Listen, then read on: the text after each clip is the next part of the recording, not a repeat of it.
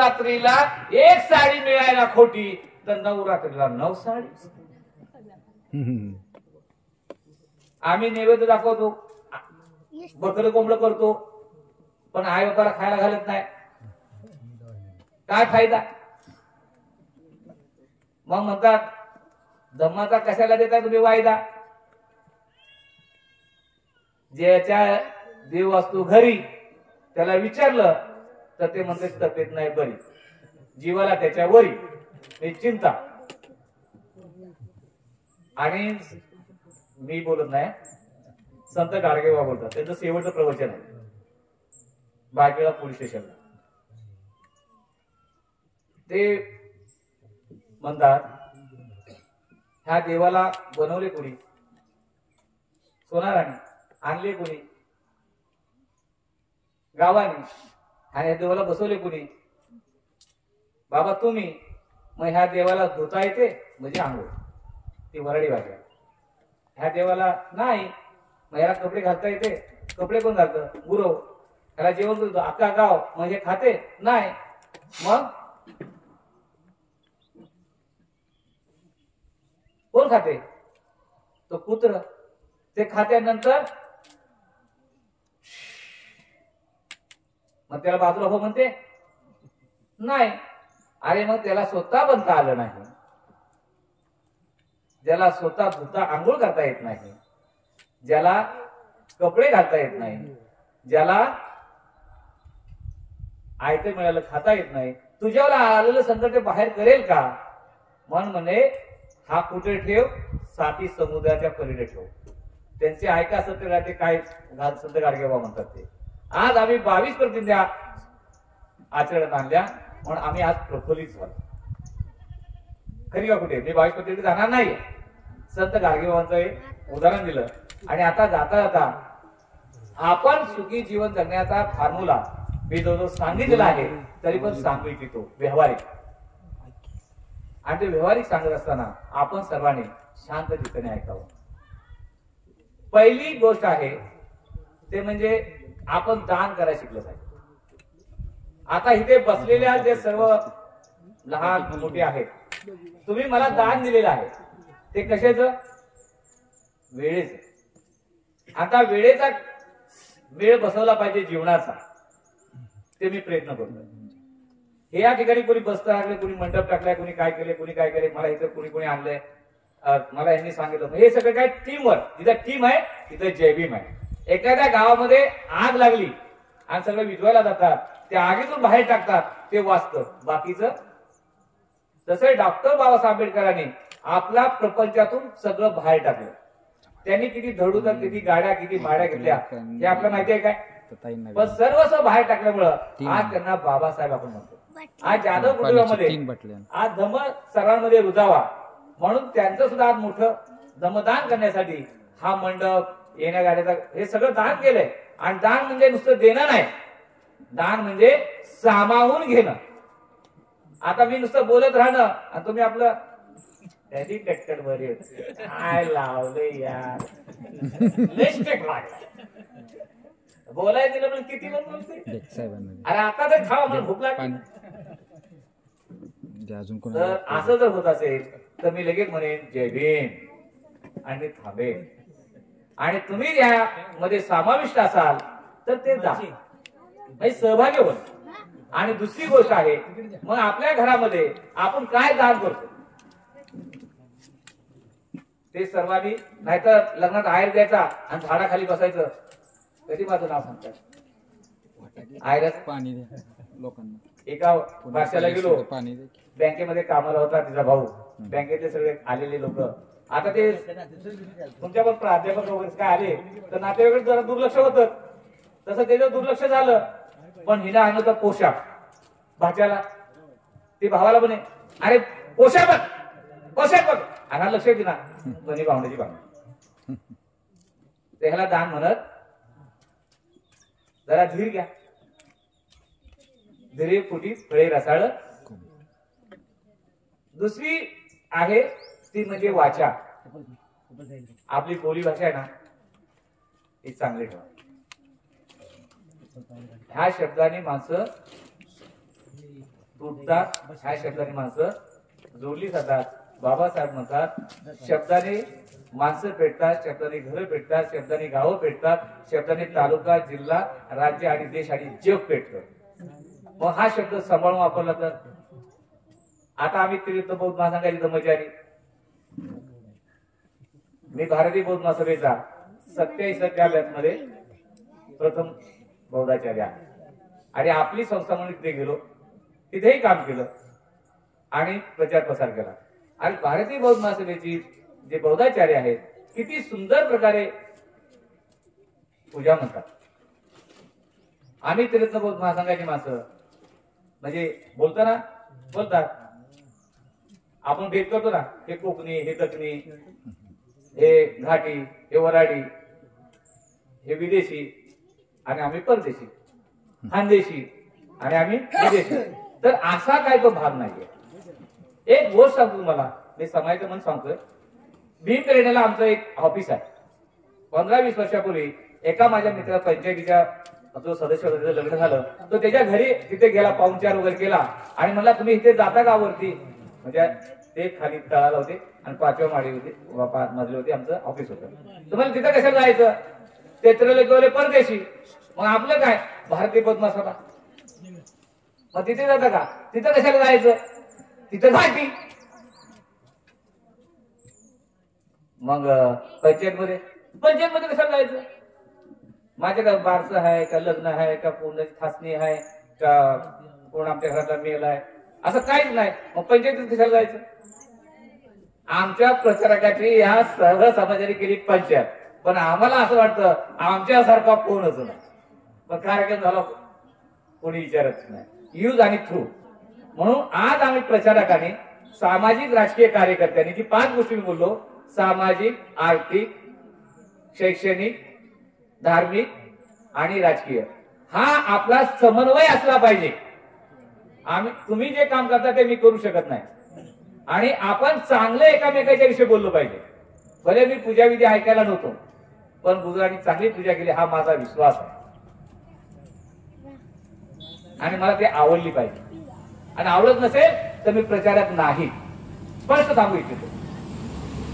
कारण का आपण समाजाच्या सेवेसाठी आहे, दुर्वा निर्माण करण्यासाठी नाही. म्हणून वाचा आपली कुटुंबामध्ये सुद्धा, आता मी कुटुंब प्रमुख आहे, बायकोशी कसं बोलायचं,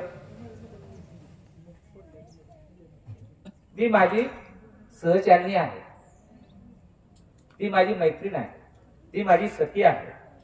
मला जसा मान सन्मान आहे, मला तिला मी आपुलकीने बोललं पाहिजे. माझ्या मुलीसाठी माझे नातू, माझी जावई, माझी सून, यांच्याशी जर आपण नातेवाईक, समाज बांधलो, आपण जर एकामेकाशी चांगले बोललो तर किती आपण प्रभावित होऊ. म्हणून वाचा सुखी जीवनाचा मार्ग. आता विषयाकडे आलेलो आहे. 25 तुम्हाला माहिती आहे, बाकीच्या गोष्टी सांगितल्या आहेत. एक आहे दान, दिल्यानं वाटतं ते दान. आपल्या बौद्ध जे राष्ट्र आहेत तिथे सकाळच्या प्रहरी बोलतात कोण येतोय दान न्यायला, आणि आपल्या देशामध्ये येतोय कोण येतोय, आचार्य शांतिदेव बोलतात ऐसा मत सोच देऊंगा तो खाऊंगा क्या. हे दिलं तर मी काय खावं असा विचार करू नको, तर ऐसा सोच खाऊंगा तो दूंगा क्या. जर मी काय खाल्लं तर ह्यांना काय देऊ. आता आबांचं काय होतं, हातातलं ते लोकांचं आणि तोंडातलं ते खरी का खोटी गोष्ट, त्यांना पाहिलं नाही पण त्यांच्या फोटोवरून वर्णन करून सांगतो. आज सांगा जे बौद्धिस्ट राष्ट्र आहेत ती एकमेकाला सहकार्य करून, एवढूसा जपान आहे पण भारत देश त्याचा कर्जबाजार आहे. आज आमच्या राष्ट्रामध्ये एवढे सगळे आम्ही आहोत. आम्हाला जर विचारलं आमची संपत्ती, आमची संतती, बरं झालं बाबासाहेबांनी ते कुटुंब नियोजन काढलं, नाहीतर छाती फोडून जाणारी माझी एवढी पोर. आता संपत्ती पण सांगू शकत नाही, लागती ईडी. अहो ते समाजासाठी जर पैसे खर्च केले असते तर लागले असते का ईडी. तुमच्या संपत्तीला लागली ती काळी. किती देश महासत्ताक होईल. मला लागतं काय? धडूस कपड्यात एक घर. मग सांगा, ह्या देशातील जे काय आज मी कौतुक करतो, आदरणीय शंभूराजे देसाई यांनी आपल्या तालुक्यातील विकास करण्यासाठी अनेक लोकांना, अनेक समाजातील बांधवांना प्रगतीसाठी दान दिलेलं आहे. त्यांचं मी कौतुक करतो. मी तुमच्याकडून ऐकलेलं आहे. तर खरोखरच असे जर माणसं आली तर खऱ्या अर्थाने प्रगत होईल. आणि तिसरं जे आहे ते आपण बोलत असता आपली दिनचर्या चांगली पाहिजे. आपण नोकरी धंदा करतो, कुणाची काही चोरीमारी करत नाही, ही दिनचर्या म्हणजे मी विश्लेषण करणार नाही. आणि चौथी गोष्ट आहे, काहीतरी आपल्याकडून चुकतं त्यावेळी आपण माफी मागितली पाहिजे. आणि काही दुसऱ्याकडून चुकलं असेल त्याला माफ केलं पाहिजे. बाबासाहेबांनी सांगतो, परकीय आत्रे हे त्यांचे विरोधक होते आणि ते अडचणीमध्ये आले त्यावेळी बाबासाहेब त्यांना विरोधात न बोलता अमुक कपाटामध्ये ह्या लाईनला हे पुस्तक आहे आणि ते बॅरिस्टर असताना त्यांना जे काही अटक होणार होती ती त्यांनी बाहेर काढली. म्हणजे परकीय आत्रेंना बाबासाहेबांनी माफ केलं. आणि पाचवी गोष्ट आहे, जे चांगलं आहे त्याचं आपण अभिनंदन आणि स्वागत केलं पाहिजे. आज समजा जाधव बांधवांनी हा वडिलांचा 5वा स्मृती दिन संपन्न केलेला आहे. आपण हे चांगलीच गोष्ट आहे. आपल्या सर्वांना त्या धर्माचा आणि अनेक मान्यवरांच्या विचारांचा लाभ झालेला आहे. हे आपण त्याचं कौतुक का करू नये? कौतुक करायला काय जातं? घरामध्ये आमची माता बाऊली ज्यावेळी जेवण बनवते आणि त्यावेळी त्या चौकटी पैसे असते, आम्ही इकडे बाहेर जेवायला बसलो असतो आणि हात बांधून असतो, त्यावेळी ती म्हणते भाजी पाहिजे का, चपाती पाहिजे का? मॅडम, त्या माता माऊलीच्या मनामध्ये काय असतं असं म्हणण्याच्या पाठीमागे तुझा उद्देश काय? आणखी जेवण कसं झालं ते सांगावं.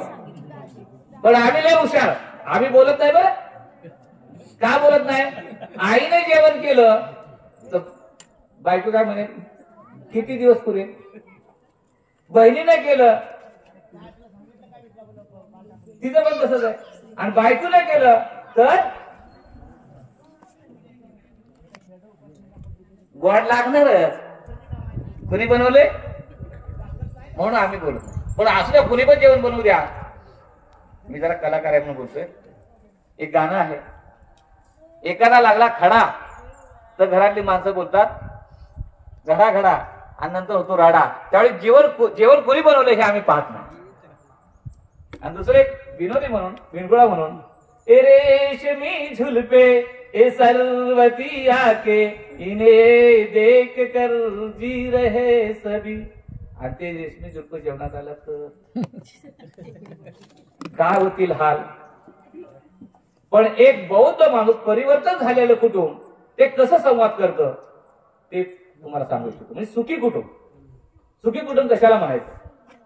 जेवायला सगळेजण बसलेले आहेत आणि जेवण बनलेलं आहे आणि तिथं म्हणलं जेवण छान आहे तर त्या सासू सुना म्हणतात, अरे म्हणजे त्याची मुलगी असते तिने बनवलंय बघा. सासू सुना म्हणतात आणि तिचं कौतुक करतात. मग ती तिची वहिनी म्हणते, ह्या परक्या घरी जाणार आहे का? आता म्हणत नाही दिवाणचं दिवाणचं, आता काय काय म्हणतात जे काय असेल ते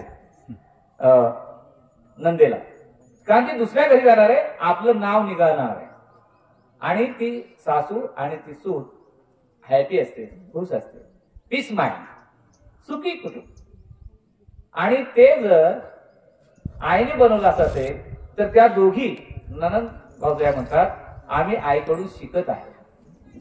आणि जर त्या सुनेने जेवण बनवलं असेल तर त्या माया लेकी म्हणतात, हे सगळं घर आणि तुला हे वैभव सगळं सांभाळायचं आहे, पण तो हा सुखाचा मार्ग आहे. आणि माझा पावणे म्हणजे माझा आता 45 मिनिटं झालेत. मी जास्ती काही न बोलता एक थोडंसं गीत गाऊन मी संपवणार आहे. आणि मला पण रात्री आमच्या गुरुवर्यांची 75वी अमृत महोत्सव होता, तो आठवण साहेबांचा फार जागतिक कीर्तीचे आहे.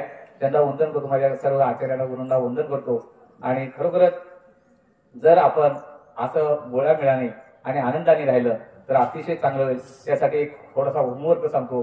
तो होमवर्क हा आहे की दररोज आपल्या घरातलं पूजास्थान चांगलं असू द्या. दररोज नमन त्रिसन पंचशील म्हणा. आणि ते आचरणामध्ये आणा. काय वाईट केलं, काय चांगलं केलं, संध्याकाळी त्याचं चिंतन करा. आणि आज मी काय चांगलं केलं, त्याला माझा लाभ काय झाला, आणि काय वाईट केलं, मला तो त्रास काय झाला, कारण दुसऱ्याशी होणार नाही, असं करून झोपी जा. त्यासाठी त्याला म्हणतात ध्यान. ध्यान आहे त्याला ज्ञान आहे. आणि मान आहे. पूजा, ध्यान, पुस्तकांचं वाचन आणि घरामध्ये एकामेकाच्या विषयी कम्युनिकेशन म्हणजे सुसंवाद. आज सुसंवादच थांबलेला आहे. लांबचा माणूस लगेच माने साहेब इकडे राहिले, सगळे तुम्ही राहिले, मी तिकडे सुरू झालो. घरात कोणी कुणाशी बोलत नाही. तर आता ह्या 5 गोष्टी सांगू इच्छितो. त्यामध्ये ह्या की तुम्हाला ह्या सगळ्या गोष्टी निर्माण करायचं असेल, 5, 5, 15 तुम्हाला सांगितलं, मी रिपीट करत नाही, पण तुम्हाला हे वैभव निर्माण करायचं असेल तर खऱ्या अर्थाने आपण सर्वांनी दररोज पूजा, ध्यान आणि एकामेकाची विचारपूस. बघा, मी कुठे आहे काय, मला सकाळी फोन केला, रात्री फोन केला आणि सर्वांची कम्युनिकेशन केलं, म्हणून हा कार्यक्रम छान झाला. आणि वाचाल तर वाचाल. आणि खऱ्या अर्थाने असं आपण जर केलं तर आपण खऱ्या अर्थाने सुखी होऊ शकतो आणि आपण अनेक लोकांना सुखी करू शकतो. मग मला खऱ्या अर्थाने धर्मसेवा करण्याची संधी आदरणीय जाधव साहेबांनी कुटुंबियांनी दिली. आणि त्यासाठी मला धर्ममित्र भंडारे गुरुजी, आमचे सर्व पाटील जाधव, कांबळे, मगरे अण्णा, आम्हाला या ठिकाणी माने सरांनी आणलं. आणि विशेष म्हणजे आमचे चांगले जवळचे मित्र आहेत, ते मोबाईल मध्ये पाहत आहेत. काशीळकर, आता कसं वाटतं हे तुम्हाला नंतर मला सांगायचं. आणि आपण सर्व, माझ्या सर्वांची मी नावं घेत नाही, आपण सर्वांचं मी कौतुक करतो. आणि जाता जाता एक सांगतो की हा डॉक्टर बाबासाहेब आंबेडकरांनी बौद्ध धर्माची दीक्षा दिल्यामुळं आपलं काय असलं पाहिजे, जय भीम हमारा नारा, जय भीम हमारा हा सांगणं सुटलाय जगाला. संविधानात बघितलं ना, पण बाबासाहेब म्हणत नाहीत बरं. आंबेडकर म्हणल्याने काय झालं ते बघा, जय भीम हमारा, बुद्ध हमारा प्यारा, बुद्ध हमारा, धम्म हमारा सहारा, संघ हमारा किनारा. हाच सांगणं सुटलाय जगाला वारा, जय भीम हमारा नारा.